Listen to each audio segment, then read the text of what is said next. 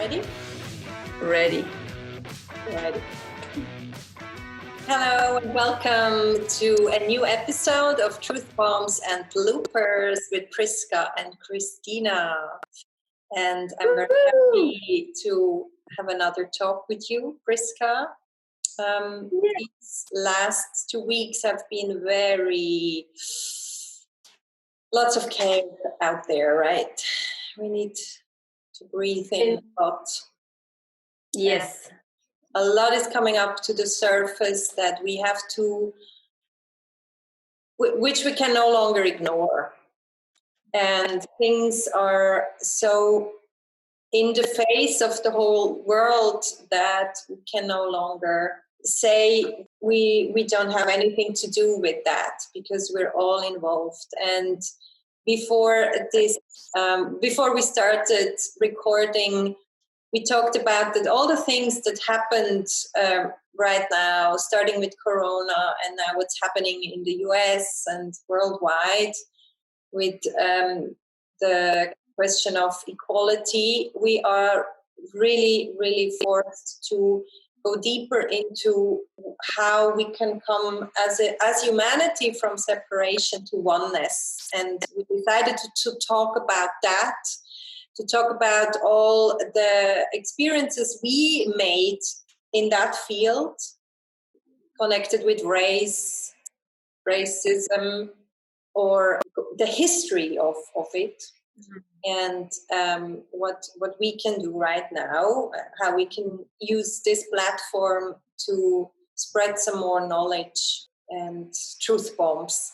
So, Priska, what have you been pondering upon, thinking, feeling these last few days, weeks? It has, as you said, Christian, has been a lot. And just that people know I'm in no way an expert in this matter, like seriously zero, because this hit me as hard as probably many other people.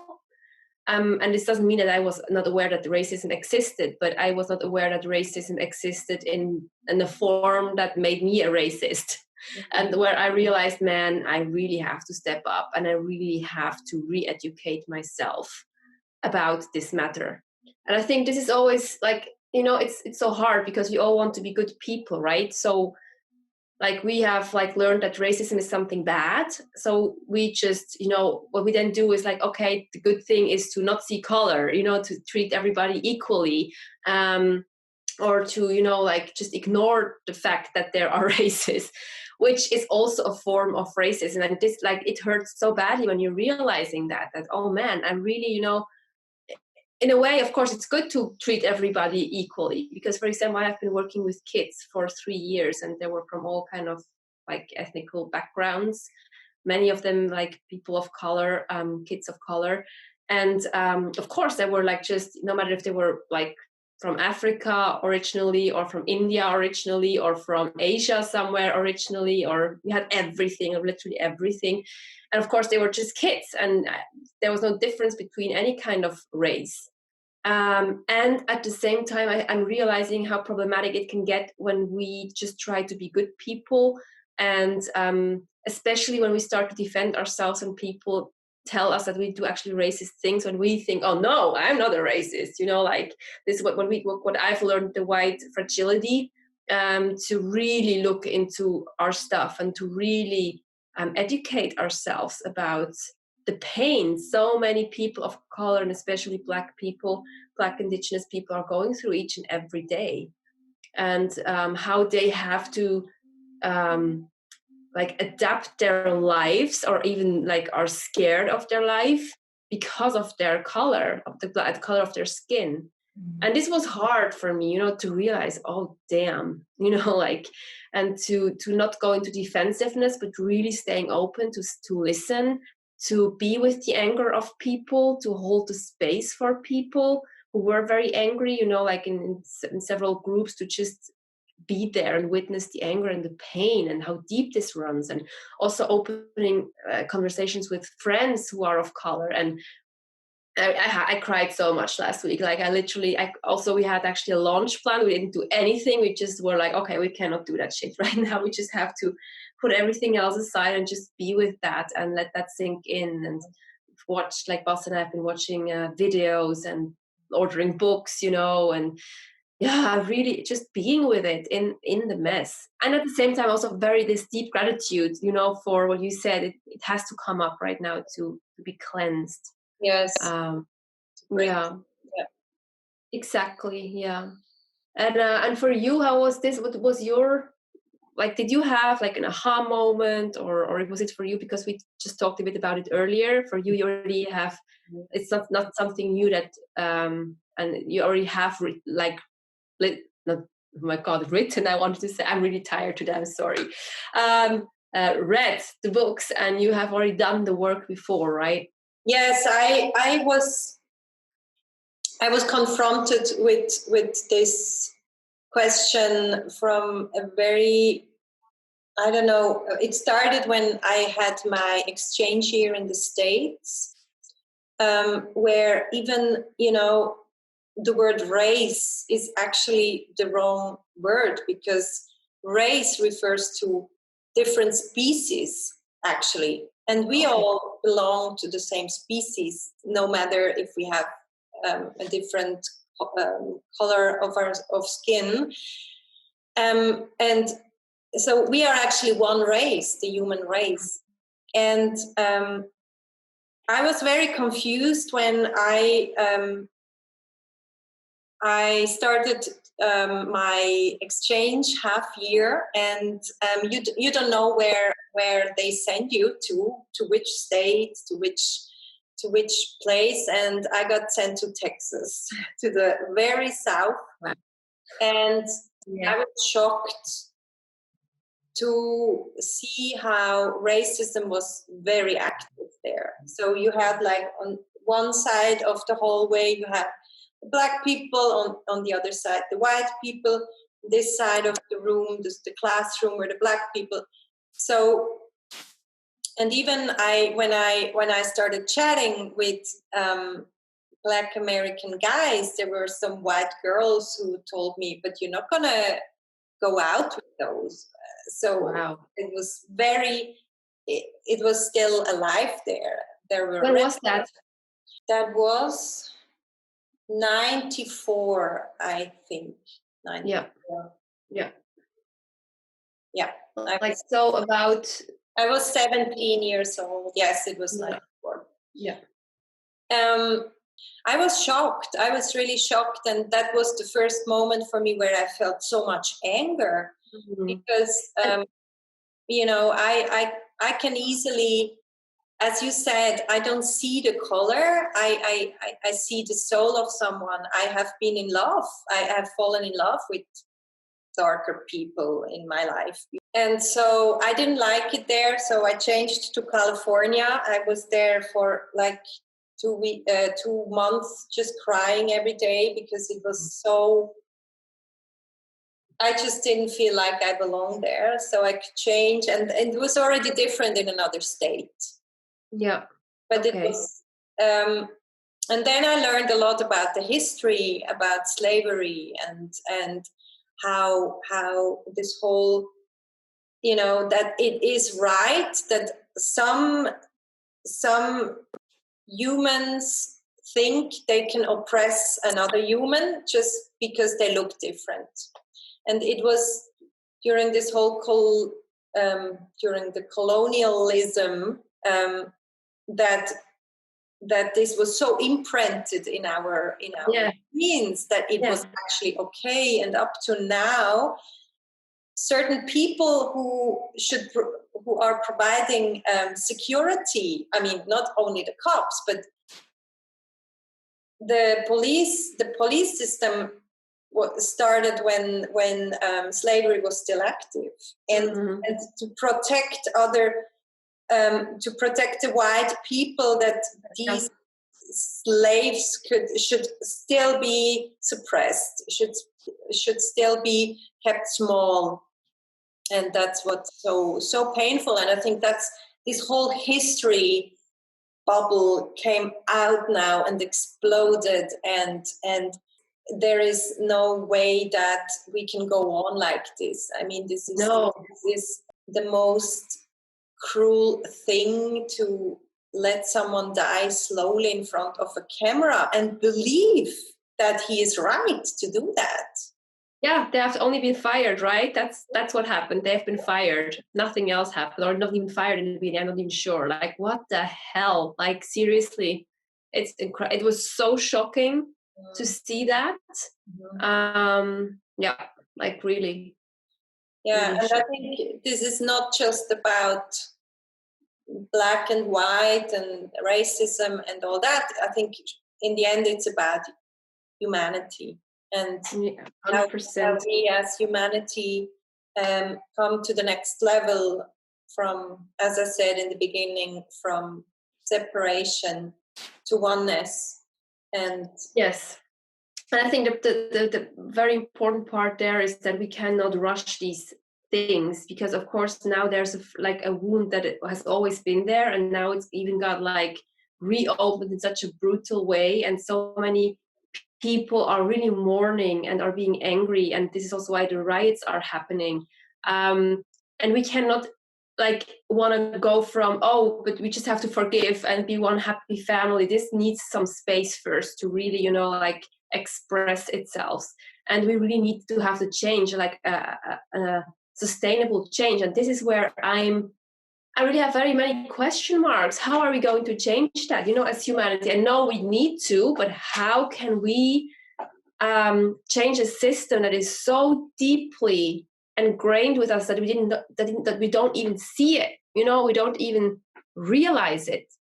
Because I mean, like I count myself in as quite an aware person, and I love, or I hate like injustice, and I really love that everything is always like fair, and everybody gets to be heard, and even I was I'm realizing now I was actively just also closing my eyes in a way, because I also didn't speak up. Of course, I spoke up when somebody did something racist. I really did. I also had a person in my life who was constantly, and I always had fights and always stood up. And at the same time, I never really voiced it out, made it a topic, for example, because I felt inadequate to speak about it because I know so little, but I also didn't educate myself. So that's the problem. I didn't educate myself about it so that I could have a voice and stand up for what is right. So that's where I'm just wondering, how can we all as humanity be part of the change? And I think this not knowing is also okay right now, to just surrender to it and do the best steps we can to be inclusive and see where the problem stands, and use our voices to just see these inequalities, and voice them out. Yeah, and as you said, I think we need to start within. We need to start in our small little home, and educate the next generation, because that whole thread of continuing with the same stuff, the same stories, that's what will keep the separation active. And yes, I think maybe our generation was already fighting against the generation. Well, I grew up fighting all the time with my father about this subject, because he has also been educated in that old way. And I think it needs time, it needs new generations. I also believe that the generation that are children now already come here with a completely different mission. That's true. That's true. And that's where we need to start, and it will not happen till tomorrow. But when I look at the big changes, let's say wars that stopped, it always had to go to an extreme, and to be in the face of the whole world that something would change. That's true. In when we see the pictures of the children dying, when we see when we see this brutality or suffering, then something is starting to change. As long as everything is just in the comfort zone, nothing will be done. And I think it really always needs a face, right? Because when we talk about racism, it is just so impersonal. But when we have an actual face, a person we can see, we can recognize ourselves within that person, that's when it gets to us. It's also like sometimes when something happens where like thousands of people get killed, we cannot even take that. But if you just focus, if you see one person, then we have some kind of a relation. You can also see that in movies, right? Like if some like people just get killed in a movie, but if we have built up a relationship with a person and they get killed, this is when we get touched. So this is also like, I think this is also why we need to start more connecting really with people who are experiencing these things and really being with them and trying to like really getting to know them. Because I think the whole racism part also is nowadays racism, not the like slavery part. And the people are just seen as property point. Like it's so awful. But nowadays, often like the fear that keeps us back, because the fear maybe of saying something wrong, or the fear of how are they working, because like this is different. Like Black people in their communities are often differently than we are in our white communities. So we have to learn about how do they work, how like, for example, they express their emotions often much more passionately than we whites who are taught to be, silent and, contain everything. So it's really a different culture as well that plays into it. And then we interpret it as, for example, aggressive, or I don't know. And this is like the conversations I've been following a lot also on Facebook, that they just feel misunderstood by white people as well and judged for something we just don't understand. Yeah, it was like almost like an institutional separation for so long that but also for them, if you look, they took the slaves and put them on the worst places in the cities where no white person would ever want to live, because there was no clean water, or because there were some other dangers. And still today, people are living there. And then you grow up, you have no education, no proper education. Maybe there is still no food. There are all these food deserts, and they don't have clean water, no education. And then, okay, if I want to survive, maybe the easiest way is if I sell drugs, because I have no other way. And that's where, where it needs to happen. And even though there was a president with other color, that's not enough. It didn't help. No, it was not enough. Absolutely not. No. It really has to change from the inside out, and the inside out is us. It's the individual. We have to start thinking differently. We have to act, and of course also the system, like where do the funds go? I mean, get the schools in the Black communities the same funds like in the white communities. That's exactly the problem. The money always goes just to the white ones, and then they have bad education, and the teachers are not as good as in the white schools. So it's this circle. It's just not fair, because we don't have the same starting point in some way in life, and they constantly have to fight harder for every flipping thing. Also, like, I mean, like many work givers really don't employ Black people because they have all these ideas about how Black people are. And as a Black person, you have to so often really constantly prove yourself to be worthy. It's heartbreaking. I read some things that were like, oh my goodness, like constantly proving yourself. I'm not lazy. I'm good at that, what I do. And it's not about victimizing Black people, absolutely not, but just seeing the reality of how things are.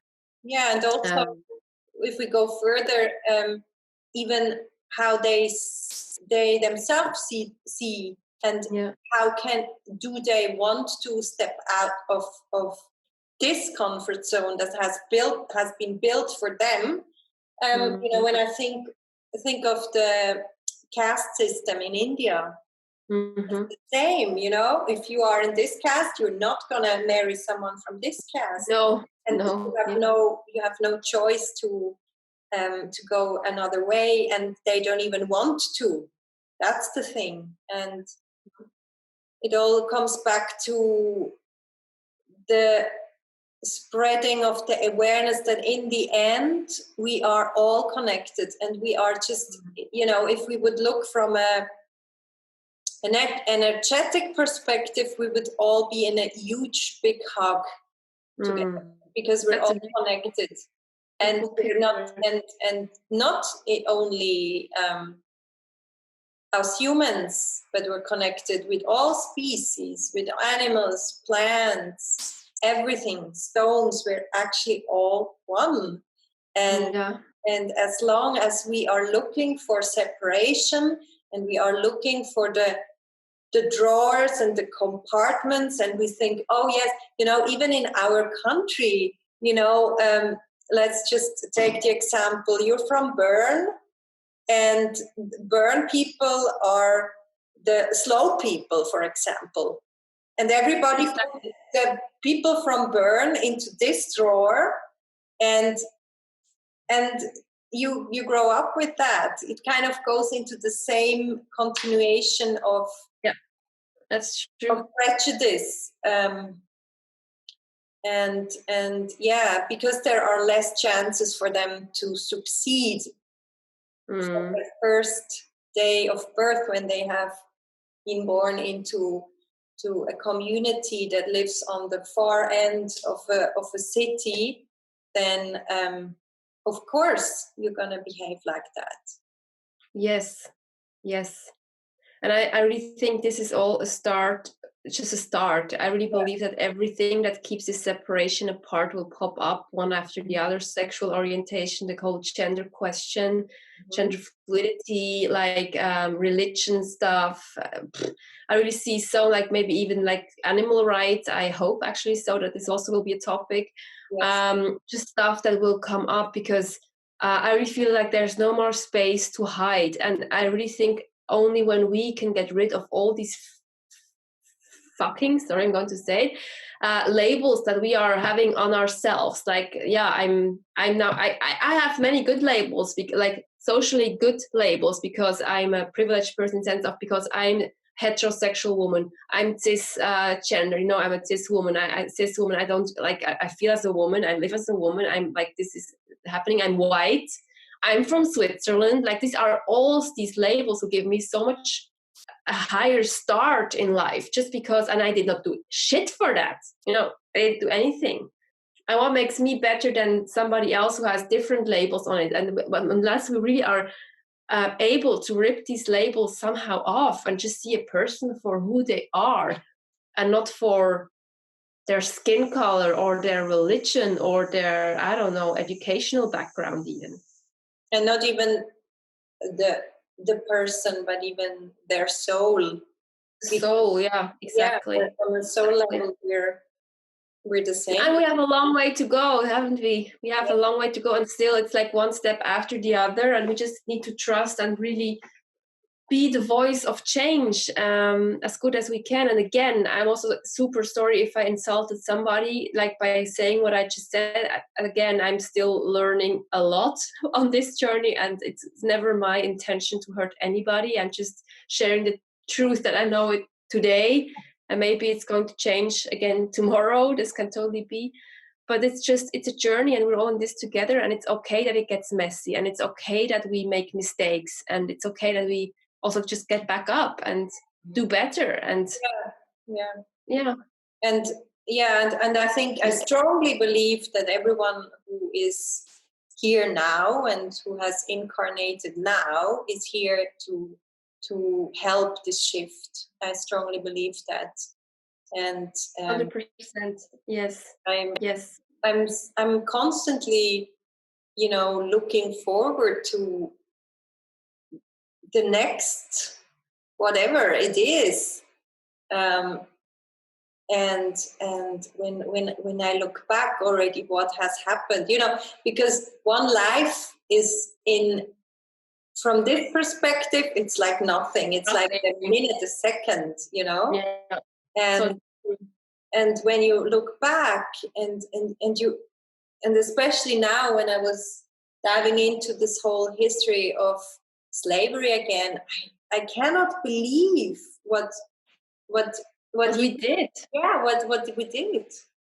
And it's like, and it's not even so long ago. It's not even so long ago. No, I think it's grand people from people who are alive now, I think. I mean, it really stopped. It was in the 1960s when the segregation took place. That's nothing. That's nothing. That's literally, it's what I read lately. Forgive me if I say it wrongly, the numbers, but there and it's not in America. This was in Great Britain. There was also obviously slavery, and like when the slaves got freed, not the slaves got money, but the white people who had to let go of their slaves, and they had such a big hole in their funds of the country that they had to pay it off till I think 10 years ago or something. Which means that Black people nowadays living in Great Britain have been paying taxes for the white people who had their ancestors as slaves, which is mind fucking blowing. You know, like it's just so like this. I don't even know what to say. It's just crazy. Yeah. Yeah. It's just crazy. And this is just, I think when we would look up under all these things, you know, like all these pots that are cooking somewhere politically, we would just see so much has been built on the shoulders of other people who were minorities, just that somebody else could go. It's just get more power, get bigger, because yeah, it's like, it's so sad to say, but we're not so different from there than animals, right? Just the strongest survives. Mm-hmm. But we are even worse because we really are just cruel in the most incredible ways. Yeah. And we pretend to be kind, you know, and this is just like, when we look into these abysses of humanity, it's just like, oh my God, this is also within us, you know, this is also part of us. And the thing is also, when we know now that DNA is like, this trauma is in our DNA and we can inherit that. So it's also logical that, for example, like people who are the kids of slaves, that this trauma is not gone. It's still there. It's still alive. Yes. And same here, like also us, like the white people, like having treated people of color like trash. Also, this is somehow probably in our DNA. So it's really an unlearning and reprogramming of beliefs that have been within us for ages. Yeah. And this is why this is such a deep work that is needed, to really look in the mirror and really calling ourselves out on our own BS and beliefs that we've had. Yeah, and I was thinking really about this whole question about the color itself, because I was really sad when I watched this. I don't know if you saw this video when they asked little children. Yes, I know this one. Dolls, a white doll and a black doll. And they all were almost scared to say that they liked the white doll better, and they felt like the dark doll was bad. Mm-hmm. And there was this moment where they realized, I'm actually saying no to myself when I'm pointing to the black doll, and it was so painful. It's hard to say where it's coming from, and I really think also because, of course, when they ask American kids, mm-hmm. Where a whole society is brainwashed that white is beautiful and you have to have straight hair, and you know, and also, for example, that in whole India, that's such a big thing, that they are brightening their skin. Yeah. Like it's crazy. So I don't know why this, or I know why, because we just are on the top of the food chain, and we just have all these advertisements out where it's all about white women looking a certain way, or white people looking a certain way. But yeah, I don't know if it has something to do with the color. I think the only connection that I also can see now is like that the Black community just remind us also of a very dark period of our humanity, how we've been treating them. like when we really dive into what happened to slaves and how they have been treated and what kind of I don't even want to go there because it's just ripping my heart out. It's just so dark, literally so dark. Yeah, that's what I said. You cannot even imagine that something like that, they who were in power, it was socially acceptable.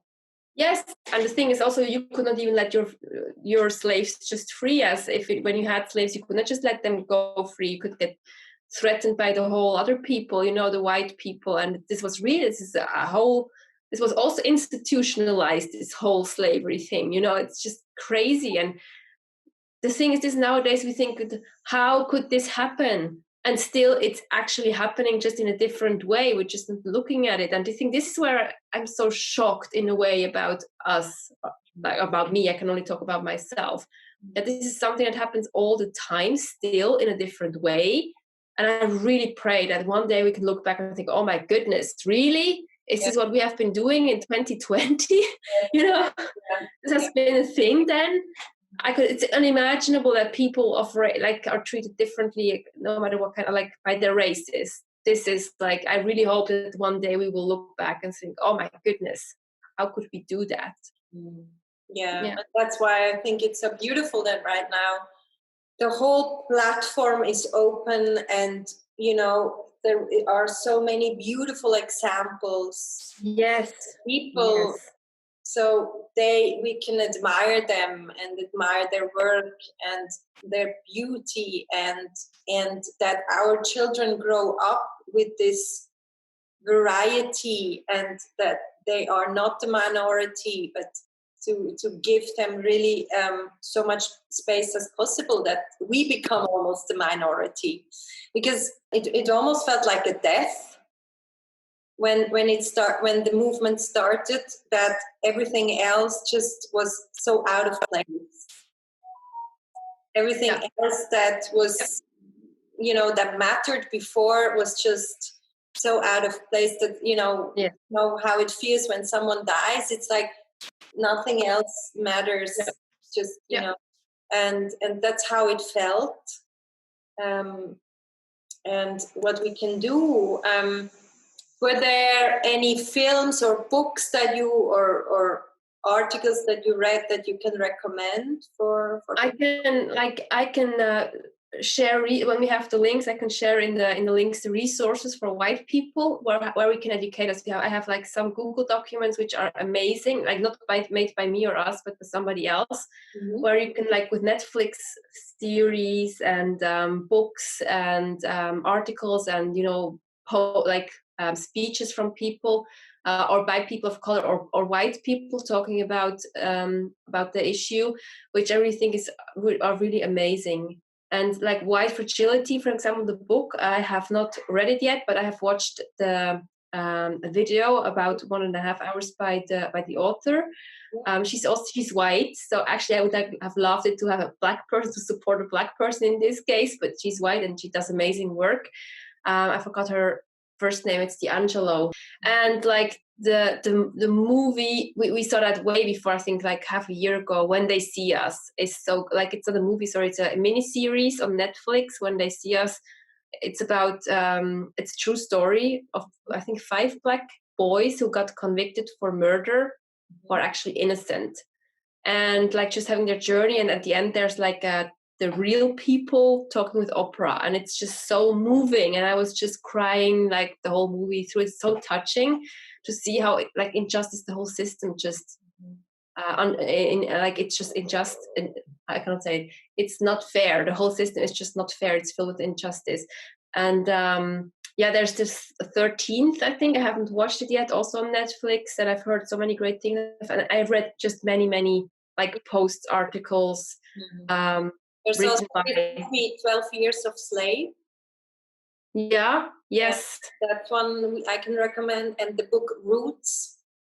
Yeah. Then The Hands of My Grandmother, I think, must be also very good. I haven't read it, something like that. I'm sorry if I say it wrongly. And How to Become an Anti-Racist, because it's really about, you cannot be, you have to choose a side. When you're silent, you're just the wrong side, because like we cannot stay silent about this topic any longer.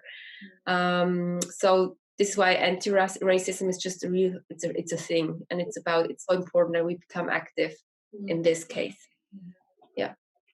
And yeah, these are the things, but I will post the things, like these resources in the comments below. Yeah, that's great. Yeah, this is such a big topic, and we could talk forever, I think, because there's so much that it opens one chapter after the other. And, as you said, we are not history experts. No. But we decided to talk about it just because it's, as you said, it's not time to be silent right now. This is not helping anyone. It's just in order to change, we need to be the change. And we need to talk about uncomfortable topics that we're not even considering that we're experts in. Because only when everyone talks about it, even the non-experts, something is starting to move. Yes, I just wanted to add, if people are also seeing that and want to educate us, I'm absolutely open to everything, to learn and relearn and unlearn. And I also know that of course, you can also share real stuff and create more damage than good. But I think we chose our words, hopefully, like that it did not do any damage, and people can see our heart and where we're coming from, that we really want to be part of the change and not actually create more hurt. So yeah, exactly. I think that's why we even created this space, the Truth Bombs. Yes, because it's so easy to just watch and go on and judge or maybe think about it, but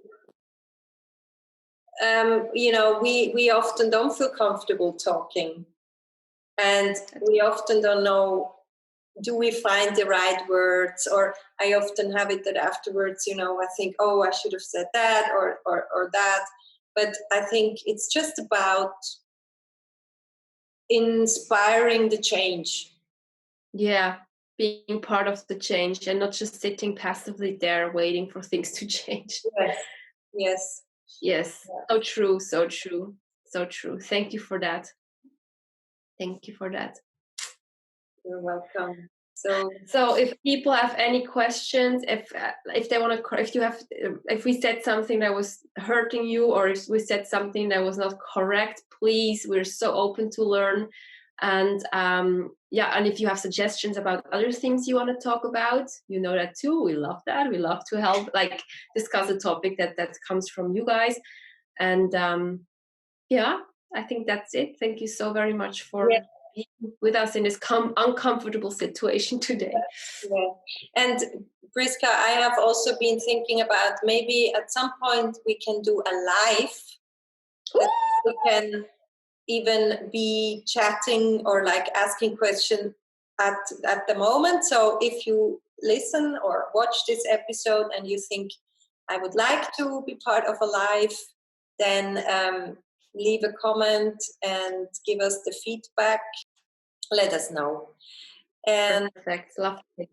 Yeah, that's also, we plan to interview some people in the future, right? Yes, we do. We have some ideas. We have some good ideas. Yeah. And if you have also people or you think, oh, I should be on this podcast with you guys, then let us know too. Yes, exactly.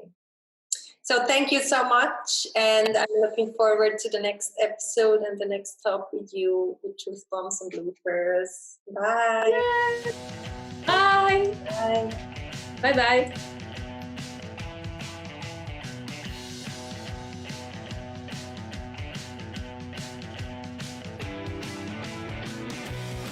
Stelle mal das aus, also sie macht. Ich glaube, wir müssen anfangen, sonst werde ich so müde, dass ich nicht mehr reden kann. Wir müssen übrigens das mal ein bisschen mehr Bloopers machen, weil wir haben das letzte Mal nicht gemacht. Oh mein Gott.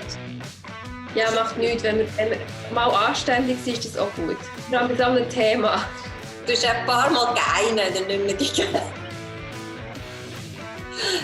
Ja, genau. Ich gehe ein bisschen zu dir. Sorry. Okay. Oh my God. Also. Ready? Ready.